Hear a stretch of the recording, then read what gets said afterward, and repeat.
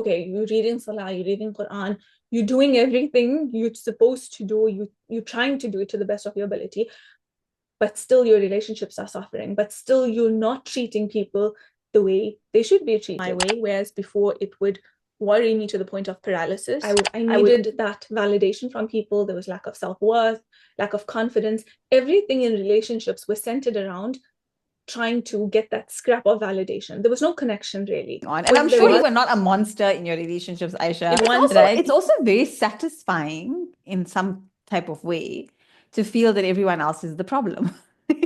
When you're going through something or your mind is playing games with you, it shows up in the people closest to you and the treatment towards them, and it's very hard to move past it. Okay, what do I need to do next? If I don't do this, they're going to be upset. If I do that, then that, and that's where the overthinking and the khushu in the salah was not there. Because Bismillah, Assalamu alaikum. Welcome to another episode of Live Inspired with Zaahida. And today I have a guest joining me. Her name is Aisha Vauda, and she is quite a dynamic individual. I think you're going to find out. So she is a homeopath, a hafidha, and she's an expat who left her beloved home country and is living all the way across the world. And of course, she is a very special client of mine in the Reclamation. She has been through the whole Reclamation process, subhanAllah.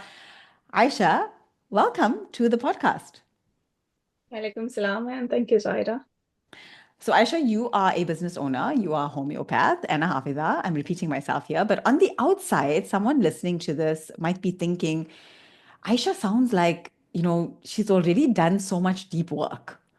All of these things, becoming a hafidha, becoming a homeopath, moving halfway across the world, that's not none of those things are easy things to do. What made you realize that despite all of that, the reclamation was still something that you needed? I had been on a self-development journey for at least 10 years. I read all the books, I listened to all the podcasts, I took various courses. So this was not something new for me when it came to deciding. However, I had realized that, alhamdulillah, even in facilitating for my own clients, I had seen changes. But when you're working with clients, there's a lot of aspects that are brought to the surface that you are forced to face as a practitioner. And in order to facilitate certain sessions, and you know this as well, we have to be doing our own inner work.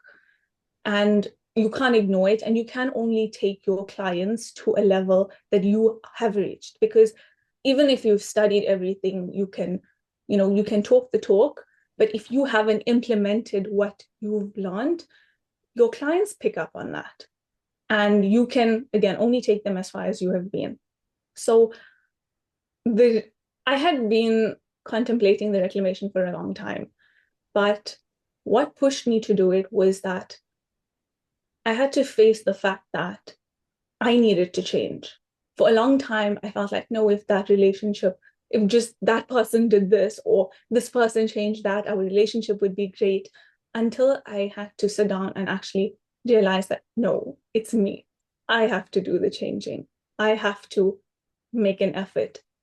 And it wasn't that I wasn't already making the effort. It's just that, alhamdulillah, as you grow and develop, it's like peeling away layers, and you realize more and more of what you need to work on. I realized that I need to stop fixating on wanting others to change, and I have to make that change. I would refuse to see myself as a people pleaser. I never saw myself as that, but I realized that I may not have been people pleasing in a traditional sense that I knew it to be, until certain incidents happened where I realized that my people pleasing reared its head in me placing others' opinions of me on a pedestal.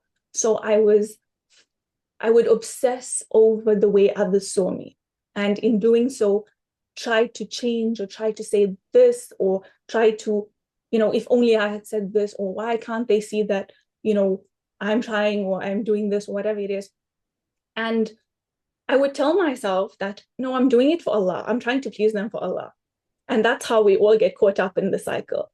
And you think, okay, it's I'm doing the right thing. This is my path to Allah. But when I really looked at it, I had to face the fact that if I'm doing it for Allah, then why am I so consumed by others' validation and approval of me to the point where The minute I start to read Salah, all I can think about is why this person said this, or you're not focusing on Allah. That's where I realized that, okay, something has to shift. And what stood out for me when I was looking through your reclamation and what you're offering is the generational healing, the generational patterns. We tend to kind of, or at least I did, blame those patterns on, the way we are.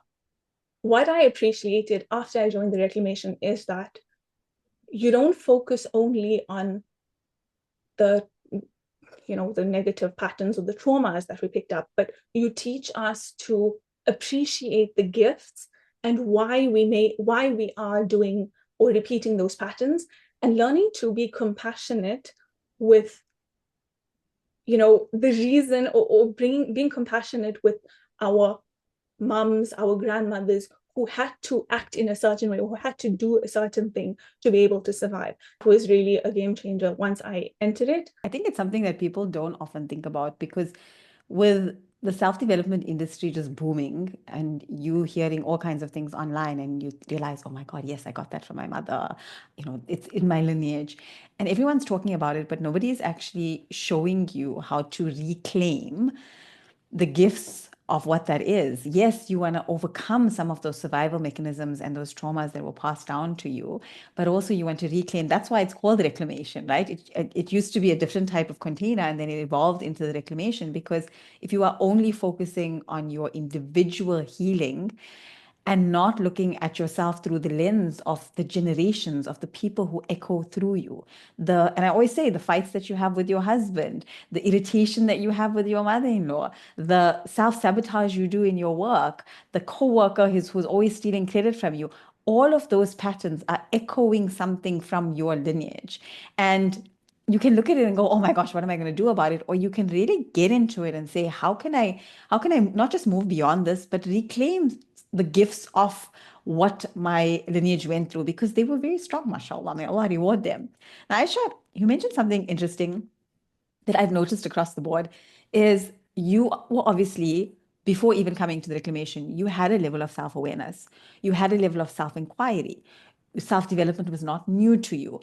And yet you still very much, like a lot of women I know, resisted this idea of like, I'm not a people pleaser. I'm not a people pleaser. I can't tell you how many women who end up in the reclamation would be the type of woman would say, but I'm not a people pleaser. I speak my mind. I stand up for myself. And you were probably one of those too. Why do you think you resisted this idea of seeing yourself through that lens? And what eventually made you kind of go, you know what, this is something I need to work on? The ego. It all comes down to the ego. I thought that, no, I'm not like that, or I would never do something like that. And like you said, I was aware of what was happening, and I refused to believe that I was doing the same thing. But I wasn't, I may not have been doing it in the exact same way, but I was still doing it. What changed was when I would find myself in certain situations where it was very painful, or there was some sort of conflict and I couldn't move through it, or I would repeat certain patterns that I had seen. And you left wondering, okay, I know I shouldn't be doing this on a conscious level. I know I shouldn't be, whether it's in your marriage, whether it's in my relationship with parents, family, like, why am I saying these things, or why am I doing these things? But the reclamation was very different to anything else I have done, because I had, alhamdulillah, the awareness, but I didn't have the how. The reclamation gave me the how, the step-by-step process that I knew I needed at that point. Because there were certain things, alhamdulillah, I had figured out and I could move through. But there were certain challenges that I kept, getting stuck in. It's really interesting for me to hear what your process was. Although you've had quite a bit of coaching in the reclamation, it's been one of the things that I loved is that you never held back through the process, through the journey of asking questions and getting coached when you needed to. And I think, how much do you think that played a role in your journey as well? It was everything. Yes, alhamdulillah, the videos and the modules were amazing. But having done a lot of the work, some of the content was not new. So as I reflected on it, it's like, okay, I know this, I know this, I know this. But the how, that the you focus very much on the how, on the identity changes. And that is seen in, when we come into the calls and we're going through a specific thing and we need to move through it and we stuck on how to do it. Yes, we have the information, and mashallah, the content that you share is brilliant, and the workbooks, etc. But getting coached through specific things and getting that sisterhood of, having people, because you coaching us through something, and then we have other women on a similar journey who are basically cheering you on, but also advising you from a very sincere place. And that's something that I've never seen in anything I've done before, subhanAllah. The calls are where I would say where the magic happens, because it's real time shifts and changes, alhamdulillah. It's implementing what we learned. And that's why I feel like, yes, it would be great as a self-study, but it wouldn't have the same impact if it were not for you basically holding our hand through this process. Because I feel like that's where the lasting impact happens. Having done other programs where I've, alhamdulillah, gone through the content, done the work, etc. But having this mentorship is what changed a lot for me. It helped develop this identity that I knew I needed to develop to reconnect with Allah subhanahu wa ta'ala and change the things that I wanted to see change. As a business owner, because that's a big part of your life as well, how did the shifts in your personal healing through the reclamation impact your work? What's changed in the way you show up? What's changed in how you attract clients? How has your professional life, how's your business changed in response? I know you were also part of the Besharam groups, right? So that was really interesting. It was an interesting time. What a time to have been in the reclamation. So as I learned to work through these identity shifts, to rely less on validation from others and reconnect with Allah, I noticed that I was not so fixated on needing to prove myself, especially in my business, because I had just started not long before I did the reclamation. And I felt like I was constantly trying to do free things, or, going over time in my calls, because I felt the need to prove that my services are, of a certain caliber. And this all goes back to the whole people pleasing and needing to Would prove you your say worth. a lot of it was also the fear of judgment? Because I think Oh, yeah. one of the things that nobody, and I always say business is a spiritual game. And I think now you really have anchored into that, because business brings up your wounds, just like marriage brings up certain wounds, and then parenting brings up certain wounds, but business brings up just like its own stuff. And it's going to shine a light powerfully. Like when clients do things or prospective clients test your boundaries, it really shows you where your areas for growth are, because suddenly you're like, oh my gosh, why am I having such a hard time upholding this boundary? Why am I pandering to this person? I may have stopped people pleasing in my personal life, but my people pleasing has just been moved over to my, to my professional life. So, how would you say it's shifted the way you put your services across? Because visibility again comes with mind drama and the fear of judgment and the fear of disappointing people. Because as much as we say, if someone's trying to test your boundaries with your pricing, for instance, and someone will say, no, know your worth and stand true in your worth. But there's a part of you that feels judged. There's a part of you that feels like, oh my God, am I a bad person? Am I doing the wrong thing? What if they go out there and badmouth me? What if they think I'm a horrible person? There's all this mind drama that nobody speaks about. How do you think you navigate that maybe differently now at this point? Or are you still in your process? Because I know you're in reclamation this year as well. So, of course, I am still in, this is a work in progress, but something that changed significantly was that initially I would take on anyone and everyone, because it was all about, you need to make money. You started a I think business, you you got have coached on this the once as well, right? It came up in the coaching in one of the calls. Yeah. client down. Yeah. You're offering a service. Then there's also the Islamic thing. But this person needs help. How can I not give them help? How can I not offer a better rate or payment plans? And there's all of that. Yeah. And then you realize that or I realized that no amount of money is worth all the drama and the, you know, um, the disrespect of certain clients and things like that. So initially it was like, how can you turn someone down, or how can you say, even in a nice way, which alhamdulillah I learned to do through coaching. That was something I couldn't accept for a long time. But alhamdulillah, through being coached on it and through getting to know myself, I realized that it's okay. You're not losing out. It's actually better if you're able to discern from the beginning, from the get-go, who is right and who is not, and in a polite way tell them. Reclamation helped in,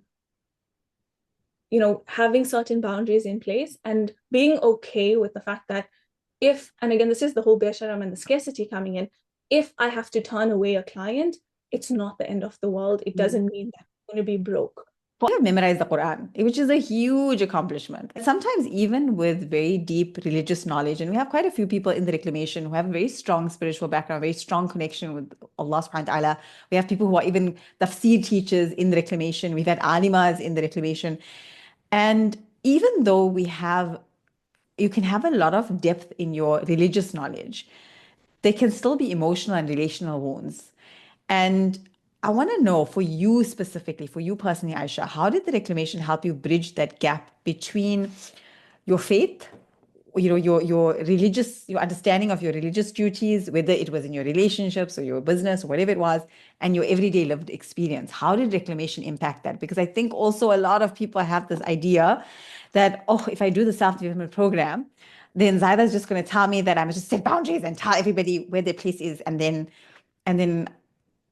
Allah is going to be displeased with me. So what I appreciated in the Reclamation is the focus on all parts of ourselves, the nafs, it's taking everything into account, and it's all about changing ourselves for the better, the identity shifts. And the main purpose of everything that we're doing is getting closer to Allah. So you can't get closer to Allah if you're shutting people out or you're treating them here's badly. the thing, Aisha, you are Hafidha, mashallah. Someone watching this will say, but she's a Hafidha. She's pretty close to Allah. You don't get much closer than that, right? Having the Quran in your heart. How did this actually impact you on a day-to-day level experience? Yes, Islamically, alhamdulillah, we have the knowledge, we know what to do. But when it's not coupled with emotional regulation and the level of awareness that you take us through in the Reclamation, it's very limiting. So that could look like initially not knowing that having sabr is actually taking action. We may be thinking, and again, this showed up in the people pleasing that I talked about. You think you And not even connecting that people pleasing to your relationship with Allah, because I think so many people go, oh yeah, but I'm a people pleaser, but Allah will reward me. I'm making sabr, when they don't realize that it's actually like destroying their relationship with Allah slowly. It's corroding it. So and when you feel like you're reading Salah, you're reading Quran, you're doing everything you're supposed to do, you're trying to do it to the best of your ability, but still your relationships are suffering, but still you're not treating people the way they should be treated. So there's this, and unfortunately it's common where there's this kind of misalignment between doing the right things, doing the religious things, and then treating people in the way that they need to. do you feel like the way you treated people changed significantly enough as you were doing the Reclamation? Like, what were some of the things you actually noticed a before and after? Like before Reclamation, this was what was going on. And I'm sure you were not a monster in your relationships, Aisha. What's your clear before and after? I needed that validation from people. There was lack of self-worth, lack of confidence. Everything in relationships was centered around trying to get that scrap of validation. There was no connection really. Or if there So was, it was always about, so did you find yourself in a cycle of looking at this relationship and saying, okay, what do I need to do next? If I don't do this, they're going to be upset. If I do that, then that, and that's where the overthinking and the khushu in the salah was not there, because you kind of were micromanaging every aspect of the relationship.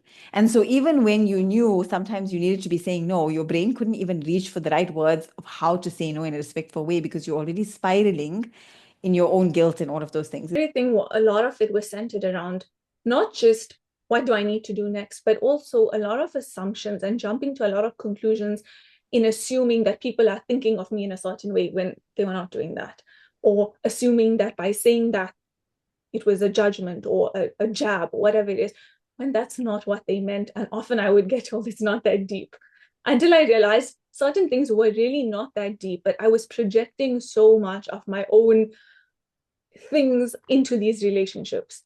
And that was causing such a disconnection. And everything was centered around that need to get approval, that need to, to prove myself. Yeah. And through the reclamation, And it's exhausting, right? It's exhausting. So argumentative. It's so, I feel like it was very hard to move past these things. It would, when you're going through something or your mind is playing games with you, it shows up in the people closest to you and the treatment towards them. And it's very hard to move past it.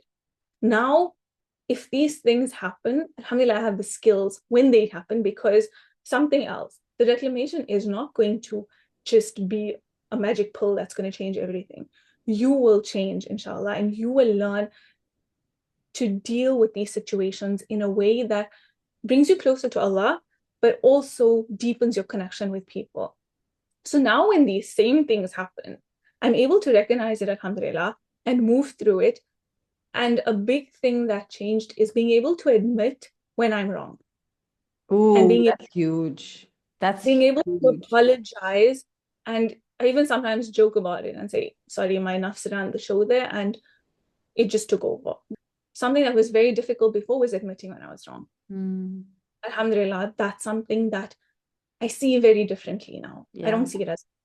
I actually think that is revolutionary in and of itself, because if more people in our ummah, and it starts with us, it's easy to look out there and say, you need to do it and you need to do it. But individually, for me, am I able to admit, first of all, am I able to reflect and have enough self-awareness to go, hey, you know what, I was out of line there? Because boundaries, as you know, in reclamation, is first the boundary with yourself. How are you going to have fair boundaries with everyone else if you're moving from a place of injustice and not even aware of it? So that ability to, what you said now, that ability to make mistakes in your relationships and create repair. So many people in our community don't have that skill. Good-hearted people don't have that skill. And what happens is they just run on a loop. If you don't have that skill of repair, you feel so guilty that you overcompensate, and then you transgress your own boundaries, and then you get resentful again, and then you do the same thing again. And it just becomes this endless cycle of people pleasing. So I think what you mentioned there is powerful, that ability to reflect, hey, I was wrong, and then actually have the humility and the balance as well, because a lot of people sometimes go into such a shame spiral of like, oh no, I'm a terrible person now. And this is where then they project it on the other person. You just hate me. Nothing I do is right. Can I stop you on this point? This last part that you mentioned of going into a shame spiral was, I think, the biggest push for me to sign up for reclamation. Because obviously there's certain incidents, and it was an incident where I felt that way and I projected it into certain relationships, and kind of you end up sabotaging good things because that affects you on such a deep level. And you tend to, the people pleasing shows up in taking on everyone's perceptions. And often these are people who are emotionally less mature. And so they're projecting their things, but the guilt is so deep that you start to wonder if you're this terrible person, and then go and sabotage all other good relationships or project it onto other people. And that is so detrimental. Whereas now, if it's something you're able to, or alhamdulillah, I'm able to recognize that, okay, this is it. It doesn't, because part of the reclamation is building up our self-worth and our self-confidence by getting it from Allah subhanahu wa ta'ala without any conditions. When these things happen, you're able to be a bit more objective, and suddenly everything is not a do or die. It's okay, this is a mess up. And I remember specifically coming to you a few months in where I felt like, okay, things were going well, alhamdulillah. And then suddenly I remember saying I'm regressing because of how I handled a certain situation. And you talked me through it. And alhamdulillah, the ability to make amends in that situation instead of letting it just fester was something that I would never have been able to do before. And it was only because I accepted that I'm human. I'm going to make mistakes. This reclamation is not going to make me perfect, but it's going to help me, inshallah, apply, and it has helped me use the skills to mend where necessary. And the thing is, when we change, the way people respond to us changes. That's something that one skill, even if you walked away from reclamation with the ability to do that one thing, and theoretically it's one thing to know it, and it's another thing to be able to work through your own inner stories and your own shame and your own like mixed mishmash of emotions in that moment and do that. That skill is, it may sound simple on the surface. Yeah, just admit you're wrong. Like, how hard is that? There's so many layers to work through when there's entanglement in the relationship and there's all this like stuff and this mind drama and this past stuff. The ability to be able to do that one thing, Aisha, in and of itself is life changing. So I'm really glad that you brought that up because I think people underestimate it. I think it is the cornerstone of every relationship in your life, whether it's being a parent, um, being in a marriage, like being able to do that in a marriage is gold. It is literally gold for both partners. Obviously, one person can't be doing it only, but for both partners to be able to do that, that's where you are creating a lasting, healthy marriage, not just a marriage that everybody's like, oh, we have to be here now because marriage is forever, So, okay, so question, right? A little bit different. Who do you think the reclamation is not for? And who do you think needs to run into this container? Because Aisha, I always say, I want people who this is actually a fit for. I want people who can truly benefit from it. Everyone is not your client. We love everybody. Watch the videos, enjoy everything, but you may not always be in the position, you may not always be ready for it. And I think a lot of people focus on the financial readiness, and yeah, that is a thing. But before you even get to the financial readiness, is this a good fit for you right now? So I'd love to hear from you as a client of the reclamation. What are your thoughts on who this is not for, who should stay away from it, and who should absolutely not think twice and get in? You are not ready to change, or you want to still be a victim and you still thrive off that drama. It's also very satisfying in some type of way to feel that everyone else is the problem. Yes, it is, because you don't have to face anything then. Yeah. It takes a lot to sit down and face that fact. And that's why it takes so many of us a long time to admit it.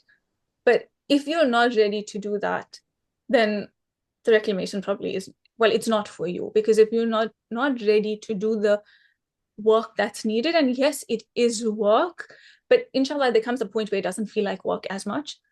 But if you're not ready to do that, then it's not for you. However, if you have some inclination towards change, even if it's small, and you're ready to reconnect with Allah, you're ready to do what it needs to make the change, and you are ready to let go of the need to fix everyone else and change everyone else, then it is for you.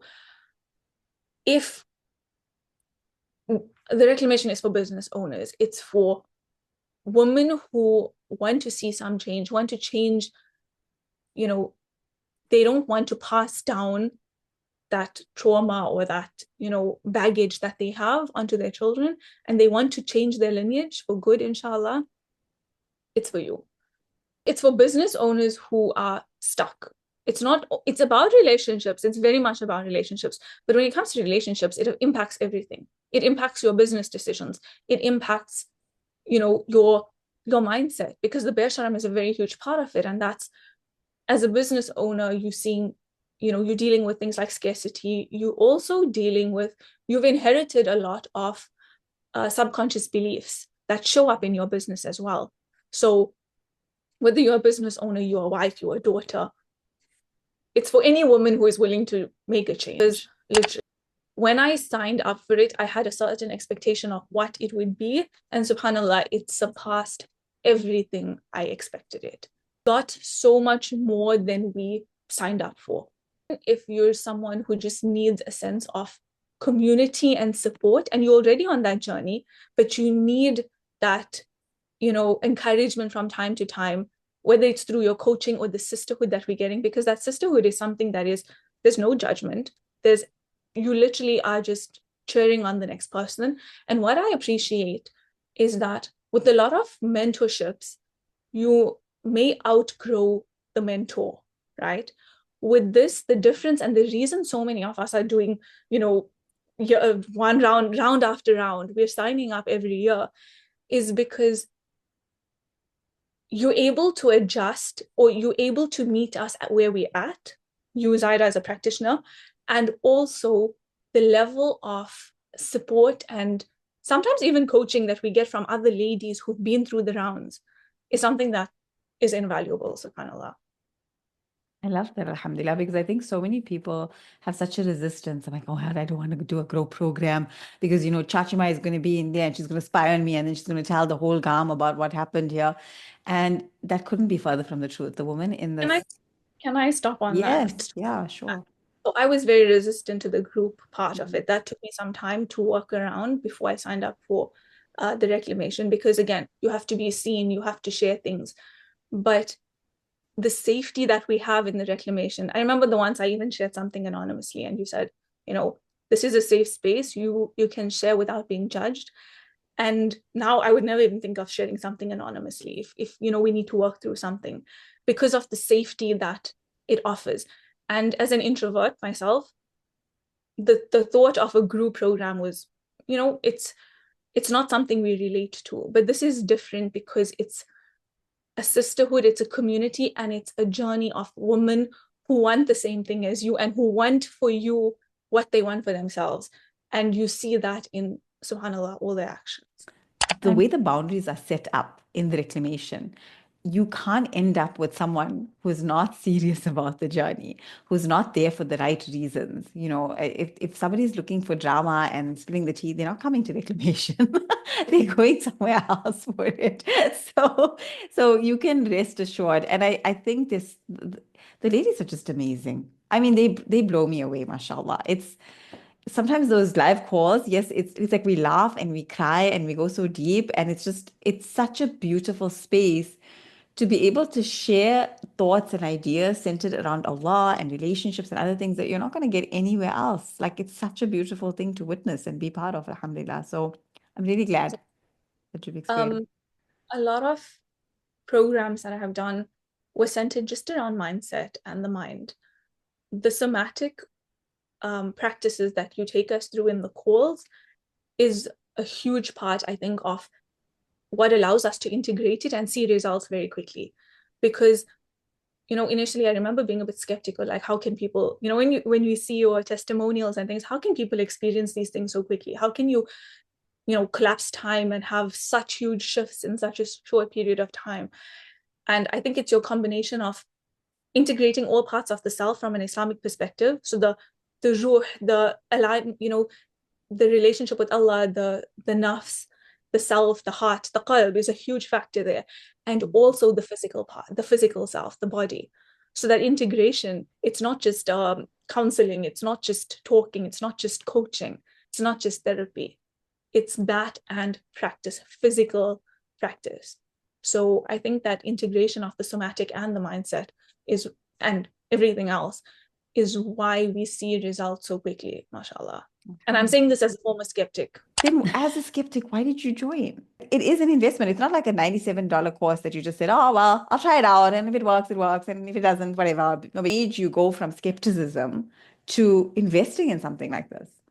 I had done a lot of your courses by then. So I knew your method. I knew that I could resonate with your work. I could understand things. That need for things to change for me, for things to get better.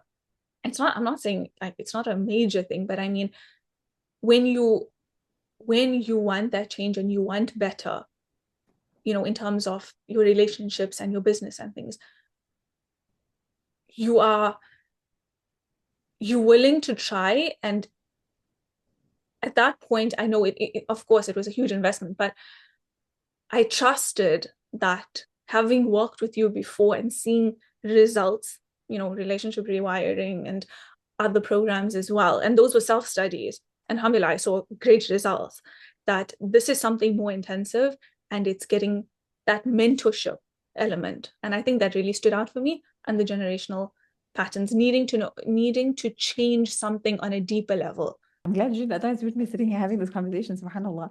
Okay, so to close it off, Aisha, now that you've done this work, how do you see yourself stepping into this new year differently? What is possible for you now? What do you think is possible for you now that maybe wasn't before? Trust my ability to handle things that come my way, whereas before it would worry me to the point of paralysis. I would overthink situations.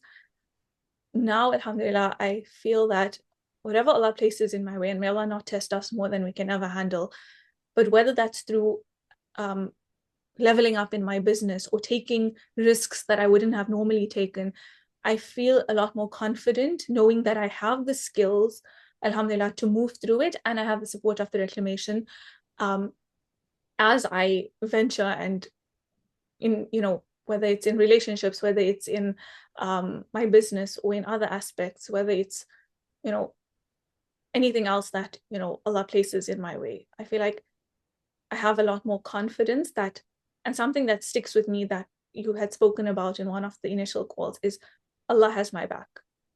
And we've seen it, as we've done the muraqabah, the different somatic exercises that you've taken us through, and especially just reflecting on our wins over the past year, knowing that there were things that you overthink and you're like, how am I going to get through this? But Allah gets you through it.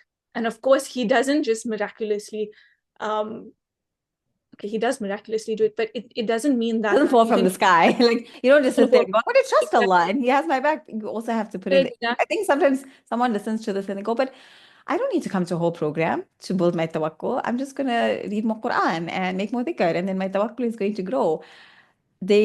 What would you say to someone who says that? No, you have to tie your camel, of course. And something that I've realized is that when Allah answers du'as, and I may have been a bit more oblivious to this before. I know we're meant to tie our camel. We know we're meant to do certain things. But when Allah answers our du'as, and this was after a lot of reflection on certain du'as I had made that, subhanAllah, were answered in the most beautiful of ways. Everything there, I had to take some action towards it. And initially it felt like, you're just doing this and you're not going to see any results. But Allah answers it in the most beautiful time, in the most beautiful way. So sometimes when we're making dua for something, we may not think that it was answered, but rest assured, Allah guides us in such a way that He guides us to take the necessary steps so that that dua can become a reality. Yeah. Yeah. And it's a matter of, are you willing to listen to that call? Are you willing to take the action and trust? And often we're oblivious. We're completely oblivious. But I think it's made me a lot more aware of it now and more willing to take that risk. Alhamdulillah. Aisha, from having facilitated you in the Reclamation and even just this conversation, you're obviously a person who puts a lot of thought into any decision that you make. You're very discerning. You really weigh up the pros and cons. You don't strike me as an impulsive person at all in the interactions that we've had. And so when you came into Reclamation, you had done all these things, you had tried other things. Yes, you'd done my other programs and stuff, but at the end of the day, you didn't have any certainty that it would work for you. You really didn't. I mean, it could have been that you came into Reclamation and you were like, you know what, this is not as different as her self-study stuff. I should have just stuck to the self-study stuff. I don't know why I bothered to invest in this. No one could come to you and tell you, Aisha, this is the right decision. In fact, you probably, like most of my clients, are scared to even maybe share it with other people because you're scared they're going to judge you. Like, what are you doing? Are you getting taken for a ride? Are you being a garak? That type of thing that we hear in our community all the time. So not only did you not really have anyone to give you that permission slip, you yourself did not have certainty because you might say, oh, tie your camel, but you don't know. You didn't know that things were going to go and there's no refunds in Reclamation. So, how did you get yourself, being such a measured, discerning person, how did you get yourself from that uncertainty to saying, I'm going to take this step, even though I have no guarantee about anything? A garak, yeah, I've been called that before because of the kind of investments, alhamdulillah, I've made in my self-development journey. And so when I was thinking about this, usually I would ask one or two close people their opinions. I asked no one. I read istikhara for weeks before I made this decision. And I knew that there was no one that I had known well enough to ask, that had done the reclamation, to ask, is it worth it, whatever it is. This was one decision that I literally just thought through and asked Allah for guidance and trusted myself on it. And I knew that there were no refunds, etc., etc. But I knew that whatever you shared about it spoke to me. So there were a lot of other things I had done of yours that led up to the reclamation. And I didn't know that it would not be any different to your self-studies. I don't have that guarantee, but I knew that this is something that I need, because everything else I had done took me to a certain point, and I needed to go beyond that. And to do that, I needed to take a leap. And for me, the reclamation was taking a huge leap. But I knew that if I carried on doing the same things as well, I'm only going to get the same results. So honestly, it was just a lot of learning to trust myself, which was probably the beginning of this whole journey, and just constantly asking Allah for guidance. And every time I told myself, no, maybe I shouldn't do it, maybe it's too expensive, or how am I going to pay that off? Am I going to have enough clients to, get that, or whatever it is? There was a lot of uncertainty. I had just started a business. But that pull, that every time I saw you advertising it, and I'd say, Allah, guide me to it. Ya Allah, if it's meant for me, just push me to do this. Let it be the only thing I think about. And it was. For days on end before I signed up for it, it was all I could think about. The other thing was, I kept finding myself in situations where I was stuck on how to deal with things, which made me think of the reclamation, and knowing that there was some element there which I knew wouldn't fix everything, but it would help me in navigating the situations that I constantly found myself in. It spoke to me on many different levels. And Allah placed a certain, contentment in my heart that even though it was the biggest investment I had made, it was something that I felt was right for me. Alhamdulillah, He opened the way and continued to open the way and surpassed my expectations. Allahumma barik. I'm so glad for you that you took that step and you created the results for yourself and you stuck to it. And one of the things that really stuck out for me, Aisha, is just how you engaged with the process, how you showed up throughout the process, whether it was through the good times, through the messy times. It was just such a joy and a pleasure to see you through that whole process. And I'm looking forward to spending another year with you in the reclamation. Alhamdulillah, it's so exciting to see all the alumni as well. Jazakallah khair for your time and for sharing so much from your heart. I really appreciate it. And I know anyone who's listening to this also is going to appreciate it. If you are sitting on the fence and you related to what Aisha's saying and you feel that pull, only you can decide if this is going to be something that you jump into. The reclamation is open for enrollment, and we would love to have you inside. As you can see, if you are ready to take that action and that step, big things await you. Aisha, I can't wait to see the big things that happen for you this year, inshallah.